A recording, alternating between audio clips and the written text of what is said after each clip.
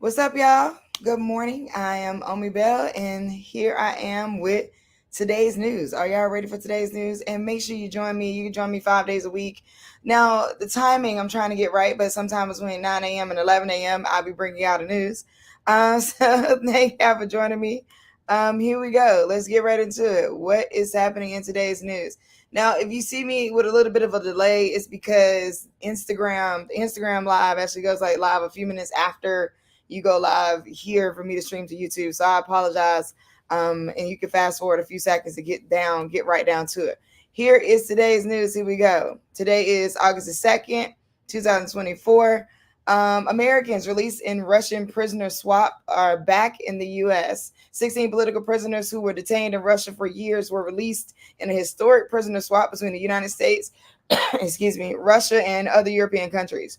Three Americans who were released landed at Joint Base Andrews last night. I'm sorry, Thursday night. Yeah, last night. Wall Street Journal reported that Evan I hate that. I hate getting people's names wrong. Gershkovich, former U.S. Marine Paul Whelan, and Russian American journalist Aslu Kermasheva. President Biden and Vice President Harris met the prisoners just before midnight. The three freed prisoners will be reported to Brooke Army Medical Center in Texas for post-isolation support activities. The prisoner exchange was one of the largest between the United States, its allies, and Russia since the end of the Cold War.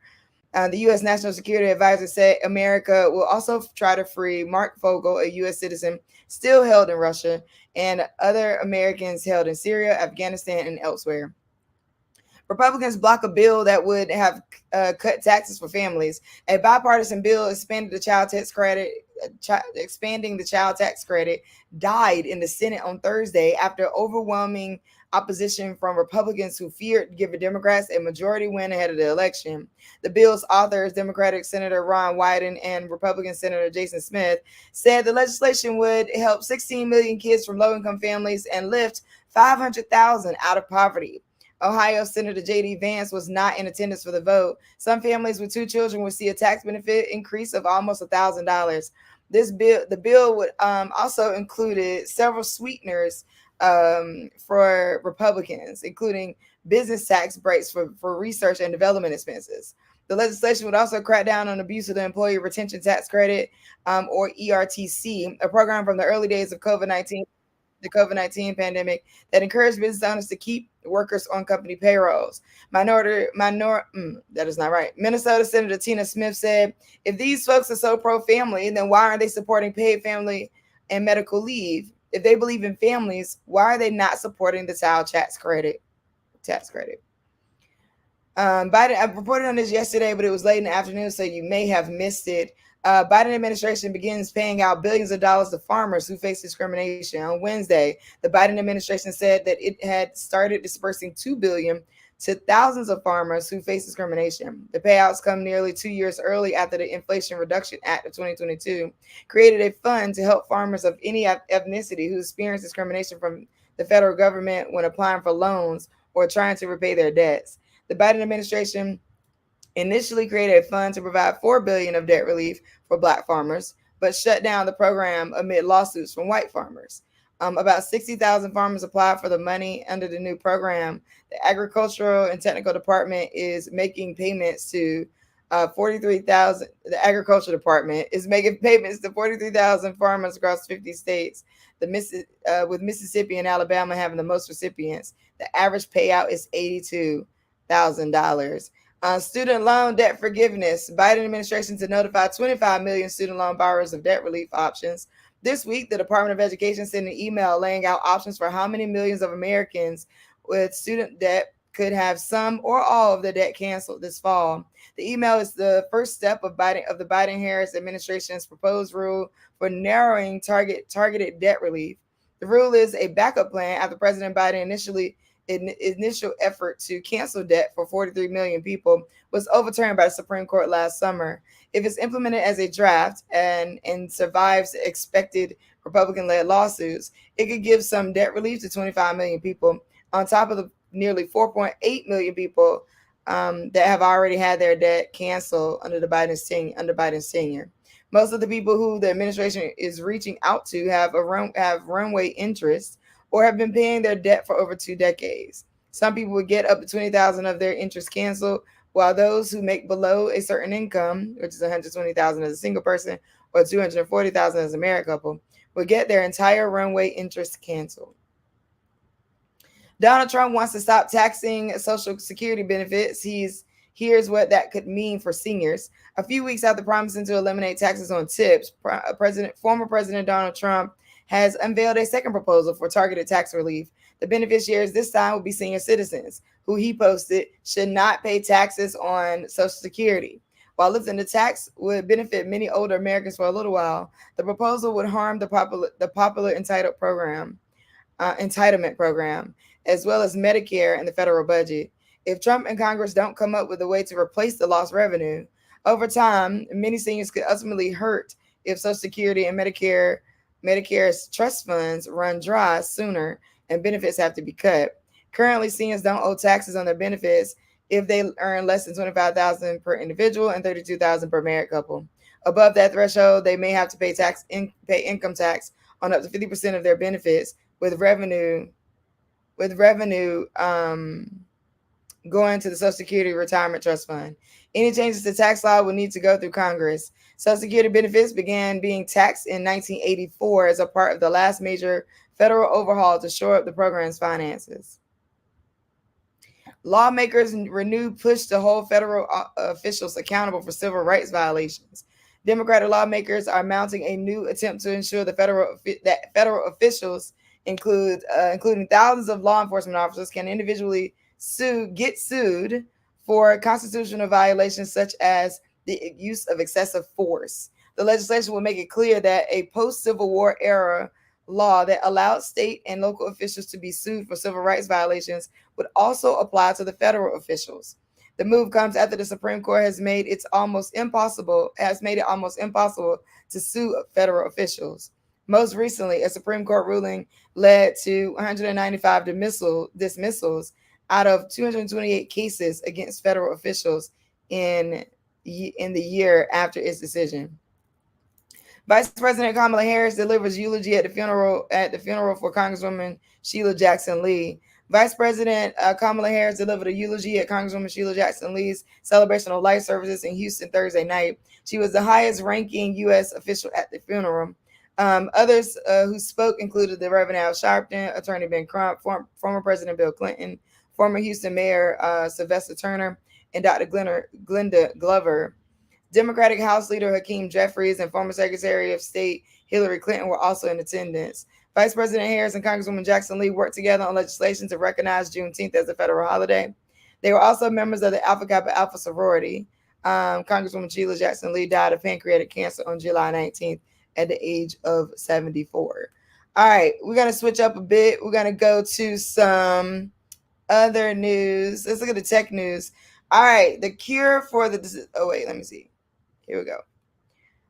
No, actually, let's go to... This is not tech news. Let's go to science news. Okay, let's see if they'll let me read this article. Because y'all know I'd be looking up the articles while I'm talking to y'all. Oh, dang. It doesn't actually give me the full article. Boo. It's making me subscribe. Boo. Oh, well. So now I can give y'all science news. Let me see if this one will do it. All right. Here we go. The cure for disposable plastic crap is here, and it's loony. Okay, here we go. Some years back, I stopped. Oh, no. It won't let me do it. Boo. All right. You know what? So I guess if I'm going to be doing this news every day, I'm going to have to actually subscribe to websites and actually pay for it. But since I ain't making no money off of doing this news yet, okay, and we won't have a sponsor yet, then I'm going to have to figure out how to get free news. All right. Cardi B is actually pregnant, by the way. And we thought, and she said no, but of course, you know, we could tell. She had on that Ashanti shirt and everybody was like, yeah, she's pregnant. Cardi B won't let her marriage woes or the bun in the oven get in the way of her music because her album plans are still on track this year, TMZ has learned. Sources with direct knowledge tell TMZ Cardi's big news Thursday, namely the fact that she's pregnant again. Why did I have to say again? And the fact that she's headed for divorce again will in no way delay the release of her new album, which we're told is set to arrive later in 2024. Thing is, we're told Cardi B We're told Cardi is more than 3/4 of the way done with the project, which is interesting because that means there's still work to be done. This is from TMZ. This is not me. Of course, there's still 5 months left to get it together, but considering Cardi is very pregnant right now and might pop soon, it begs the question on when exactly she'll find the time to complete the remaining 25%. Nonetheless, our sources have assured us she's dead set on dropping this year, which tracks with how she's handled pregnancies in the past. As we know, Cardi has hit the stage with a baby in her belly. So getting the studio should be a walk in the park. Well, Cardi, I'm excited about the news. We knew you was pregnant, girl. I don't know why people just don't lean into being a celebrity, like Rihanna and maybe like the Kardashians, where they're just like, look, we celebrities. Here's our bellies, having these kids, whatever. You know what I mean? Like, just lean into it. The whole like we gotta hide. I mean, you've made a career very successful that you've made. The whole we gotta hide it thing, it gets weird to me. And then everybody, but your body, your right. So I also want to say that no shade, no tea, no shade to people wanting to like not have all their business be public. I'm just saying, just lean into it. Finance guru Dave Ramsey gives woman a brutal reality check after she moaned about her friends having a more glamorous lifestyle. A popular finance guru gave a woman a reality check after she complained about her friends having a more glamorous lifestyle compared to her humble way of life. During a recent episode of The Ramsey Show, Dave Ramsey, an American radio personality known for his ultra frugal advice, reassured a woman named Hillary that she is doing a great job managing her money at the age of 33. The woman from Salt Lake, Utah, told Ramsey and his co-host John Deloney that she feels like she's losing at life despite making $60,000 a year before taxes as a health educator. Hillary told the financial expert that she has no debt other than a $140,000 mortgage on her home, and that she recently paid her master's degree in cash. Wow. She recently paid for her master's degree in cash. And all that money that I've saved, I'm just like, that could have been a vacation or a car. I shouldn't have done that, Hillary said.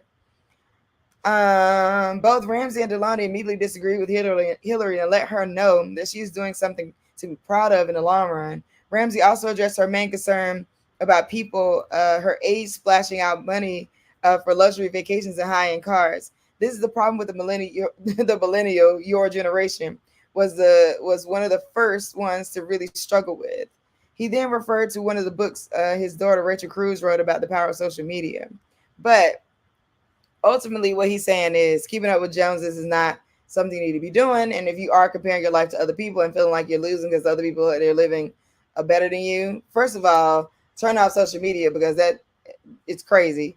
But speaking of making money, Don Lemon sues Elon Musk after 1.5 million per deal. Don Lemon sues Elon Musk after 1.5 million per year X deal fell apart. Former CNN anchor Don Lemon sued Elon Musk on Thursday for breach of contract, claiming Musk refused to pay him for an exclusive deal with social media platform X that was canceled after a tense interview between the anchor and the billionaire. Lemon claimed that Musk refused to pay him after the deal fell apart in March and is suing Musk for fraud, negligent misrepresentation, misappropriation of name and likeness, and unjust enrichment in addition to a breach of contract. Lemon claims Musk made false promises about the deals of the exclusive partnership with X, concealed important information from him, and deceptively used his name to promote the X brand. According to the lawsuit filed in San Francisco State Court, Lemon had expended resources in preparation for the deal, including forming his own media company, purchasing production equipment, and entering into production deals with content companies.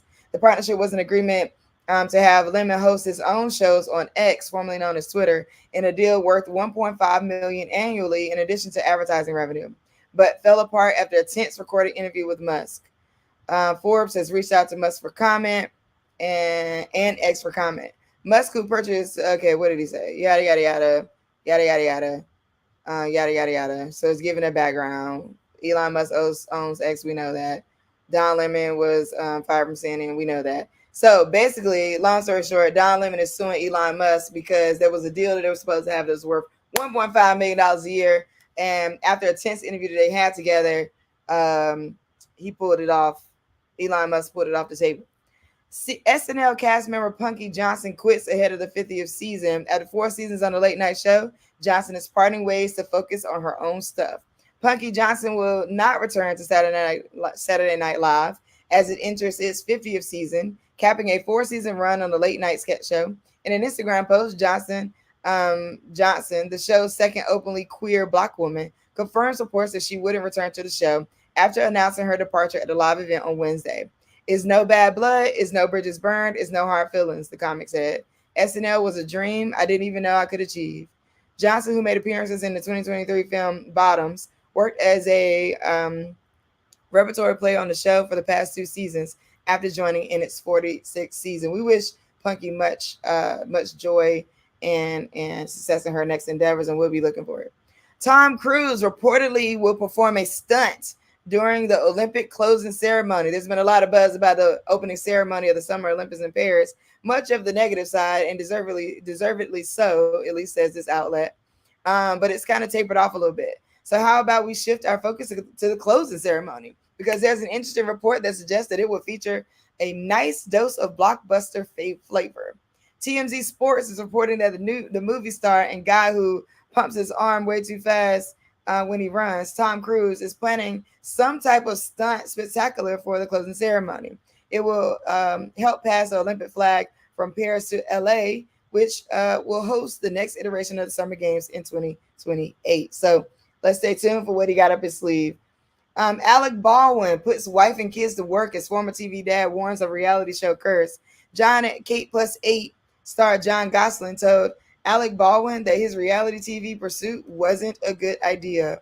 Alec Baldwin and wife Hilaria began filming their new family reality TV show nearly 2 weeks after the Rust actor's involuntary manslaughter trial was dismissed. The 66-year-old actor was spotted roaming around the Big Apple with his wife of 12 years and their 7 young children as cameras roll on their new unscripted series on the TLC network. Despite having decades of success on stage and screen, Baldwin's decision to allow his family into the spotlight raised questions of concern for the 30 Rock star.